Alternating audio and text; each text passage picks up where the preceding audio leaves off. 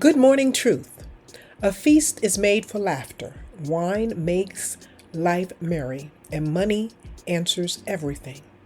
Ecclesiastes 10:19. I remember the first time I heard this scripture read in church. As a PK who practically lived in the pews, my young mind immediately thought, if money answers everything, then why are we spending so much time in church? It sounded less like wisdom and more like a contradiction waiting to be explained. And that confusion makes sense because this verse has been quoted, misused, and mishandled so often it practically wears its own prosperity badge. But when we slow down and actually read the chapter, it becomes clear. Solomon isn't preaching a financial principle at all. He is exposing a foolish mindset and doing it with intentional irony. The entire chapter of Ecclesiastes 10 is a self-audit. A king who is up in age and has lived a full life reviewing his own logic and publicly correcting himself. Not bragging, not flexing, repenting with sarcasm sharp enough to sting. This chapter is not about blessings. It's about behavior. Solomon spends the chapter dissecting foolish thinking, foolish speech, foolish reactions, foolish leadership, foolish shortcuts. He opens by warning us that a little foolishness can ruin a lot of favor. Translation, you can be anointed, gifted, funded, and still stink up the room. In verse 2, the scripture says, a wise man's heart is at his right hand, but a fool's heart at his left. This isn't about politics, it's orientation. The fool has no inner compass. That's what it's meaning. Foolish reactions are loud and costly. Then if we scroll down to verse 4, it says, if the spirit of the ruler rise up against thee, leave not thy place. Translation, the wise stay grounded. A fool pops off. The wise pause. A fool posts. Ecclesiastes 10 was written long before social media, but it absolutely saw the comment section coming. As you read verse 12, it says, the lips of a fool will swallow up himself. A fool doesn't need enemies. His mouth handles that. Now, if you enter into verse 19, the line everyone misquotes, a feast is made for laughter. Wine makes life merry, and money answereth everything. This is not Solomon's doctrine. This is a fool's conclusion. It fits perfectly with the chapter's theme: surface level solutions, temporary comfort, material answers to spiritual problems. This is how fools think. If I can pay for it, I don't have to pray about it. If I can fund it, I don't need wisdom. If I can finance it, I'm fine. Solomon is mocking that logic because he once lived it. If that mindset were true, let's be honest, if money really answered everything, therapy would not exist. Divorce courts would be empty. Peace would be a subscription service. Wisdom would be downloadable. Regret would come with a refund, and death would accept Apple Pay. Yet, here we are watching wealthy people implode privately while looking successful publicly. Ecclesiastes reads like a deathbed confession. Solomon isn't saying do this, he's saying I've already tried this. You might want to try something else. Solomon had money, like kingdom royalty kind of money. He had the women, he had the power, he had all of the pleasure that money could buy, and still concluded it's all vanity, meaning empty, fleeting, unable to hold weight when eternity enters the room. After dismantling foolish logic, Solomon finally lands the plane. In Ecclesiastes 12:13, the scripture reads, fear God and keep his commandments, for this is the whole duty of man. In other words, money can answer logistics, but only God can answer life. Final words before you start your day is this: enjoy the feast. Laugh freely. Use money wisely. Just don't let money and materialism become your theology. The song that I'm going to close with today is deeply personal to me. It was written by my father during the final months of his life. My father grew up dirt poor, carrying big dreams of one day having enough freedom, enough comfort, enough money to live life on his own terms. And he did just that. He built the big house, drove the fancy cars, took the extravagant vacations, and dined in the finest of finest restaurants. But I can imagine that in those final days, a different question began to surface. Now what? Because none of it could go with him. And as a man of faith, I'm certain his thoughts shifted beyond what he had accumulated to what he had invested, wondering which parts of his life, his faith, and his obedience would follow him into glory. Before the song plays, I invite you to pause for a moment. Let this be more than music. Let it be a mirror. Ask yourself what you're building, what you're trusting, and what truly holds eternal weight.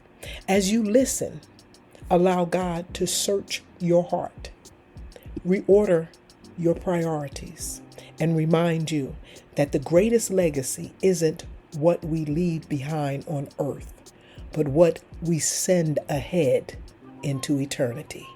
Be blessed.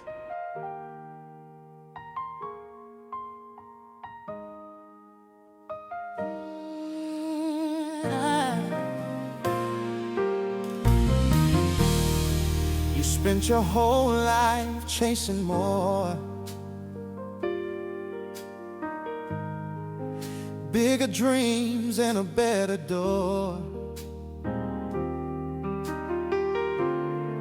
Since your childhood nights you whispered prayers for things that glitter, shine and glare. Now you've got the mansion, you're sitting in the stars, clouds are like a booty, you're driving the latest car.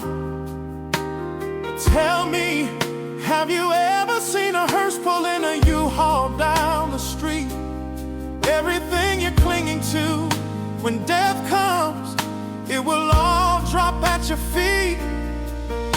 You're gathering treasures that moth, eat, and rust can defeat.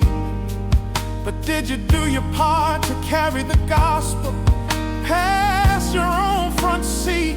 The word says give, and it shall be given unto you. Did you give with open hands? Did you give generously? Did you give sacrificially? Or did you buy into the world's plan? Get all you can and keep all you get. That's the world's demand. Packing blessings like canned treasure in a kingdom not meant to stand. But heaven measures the heart, not the riches built on sand. All the gold, all the gain, all the hustle, all the strain won't cross that line when heaven calls your name. So let me ask you again, what will you take into glory when the lights go dim? The lights go dim and you stand before his throne? What will you take into glory When the king asks you, child, what did you do with what I trusted and loaned? not the house, not the shoes, not the status, not the story. Only faith, only fruit, only love will follow you home. So I'm asking your soul right now, what will you take? Yeah, into glory.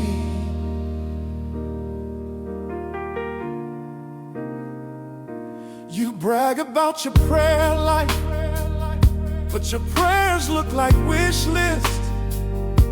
As long as God is blessing you, you don't ask what His will is. Tell me, when's the last time you cracked open the Word or studied Scripture deep enough to preach beyond what you've heard? If an unbeliever stopped you now and asked, what must I do to be saved? Could you guide them to the cross, or would your tongue be afraid? Is your faith built on sermons or truth you dug out on your knees? Is your gospel secondhand, or the word you truly believe? Jesus said, what profit is if you gain the world but lose your soul? So I'm asking again, as eternity unfolds, what will you take into glory when the angels stand and heaven reads your story? What will you take into glory when God asks, did you love me? Not just your lips, not the jewels, not the fame, not the people you impress. Only faith, only truth, only a heart that lived blessed. Look at your life and answer me. What will you take into glory? Hey, when He separates the sheep from the goats, tell me, child, where will you stand? Will He find a surrendered heart, or a soul full of sand? When the fire tests your works, will they burn or remain? Will you hear, well done, or echo with shame? You can't carry your resume into heaven's holy courts. Only a life lived for Jesus will make it through those doors. What will you take into glory? Strip it all down. What's eternal? What's real? What will you take into glory when the trumpet sounds and every knee must kneel?